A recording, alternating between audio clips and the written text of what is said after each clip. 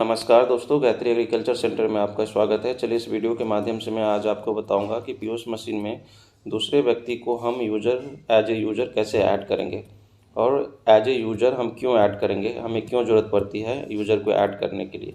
तो सबसे पहले समझते हैं, जैसे यदि पीओएस मशीन लॉगिन करते हैं जिसके नाम पे लाइसेंस होता है, वो आधार के थ्रू, रिटेलर आईडी के थ्रू और पासवर्ड के थ्रू वो लॉगिन करके फिर वो फर्टिलाइज़र को सेल करता है। सपोज़ कि आप कहीं बाहर हैं और फर्टिलाइज़र को सेल करना है, तो पीओएस मशीन में गवर्नमेंट ने एक प्रोविज़न दिया हुआ है कि जो एडमिन है वो एडमिन क्या करेगा, दूसरे व्यक्ति को ऐड कर सकता है, या फैमिली का मेंबर हो सकता है या आपका शॉप का कोई आपका नौकर है, तो उसको आप एज ए यूज़र ऐड करवा के उसको भी वो भी लॉगिन करके वो भी फर्टिलाइज़र को सेल कर सकते हैं। यदि आप अवेलेबल नहीं हैं तो वो भी रिटेलर आईडी और वही पासवर्ड लेके और वो आधार ऑथेंटिकेशन के बाद वो लॉगिन करके फर्टिलाइज़र को सेल कर सकता है।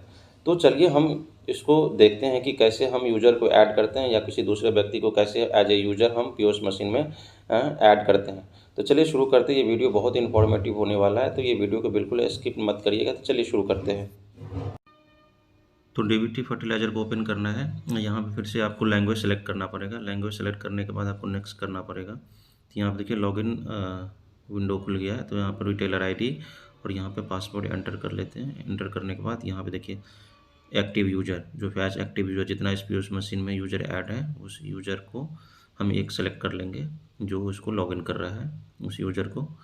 और यहाँ पे उसका फिंगरप्रिंट स्कैन होगा और यहाँ पे ऑथेंटिकेशन होता है जो आधार के थ्रू, जैसे आपको पता है कि जितने बार आप लॉगिन करिएगा उतने बार आपको आधार से ऑथेंटिकेशन करना पड़ता है। ये देखिए लॉगिन सक्सेसफुल हो गया। अब यहाँ पे यूज़र मेन्यू आ गया।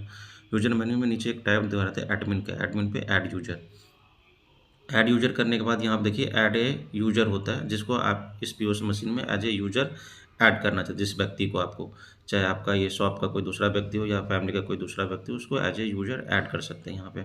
यहाँ पे उसका यूज़र आईडी कुछ भी रख सकते हैं और ये उसका मोबाइल नंबर, या मोबाइल नंबर एंटर करने के बाद उसका आधार नंबर होता है, जो आधार है वो आधार यहाँ पे आपको एंटर करना पड़ेगा और उस व्यक्ति का फिर फिंगरप्रिंट स्कैन करना पड़ेगा जो आधार से ऑथेंटिकेशन करता है कि हाँ जो व्यक्ति को आप ऐड कर रहे हैं उस आधार से उसका जो डिटेल है जिसको आप ऐड कर रहे हो वो सही है कि नहीं।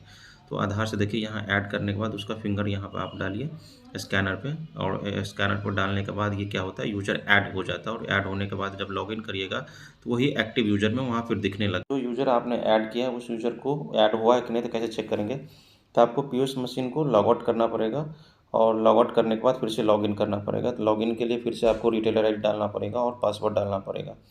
पासवर्ड डालने के बाद नीचे देखिए एक बटन ओपन हो जाता है। जब किसी यूज़र को ऐड करते हैं, एक से ज़्यादा यूज़र ऐड करते हैं, तो यहाँ पे एक बटन दिखता है, उस बटन पे क्लिक करिएगा तो आपको लिस्ट दिख जाएगा।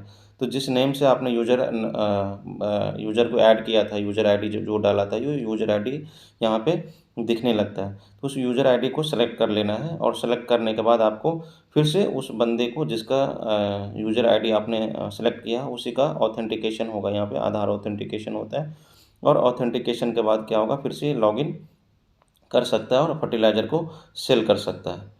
तो यदि ये वीडियो मेरा आपको अच्छा लगा तो मेरे चैनल को ज़रूर सब्सक्राइब करिएगा, लाइक करिएगा, कमेंट करिएगा। मिलते हैं नेक्स्ट वीडियो में, तब तक के लिए धन्यवाद।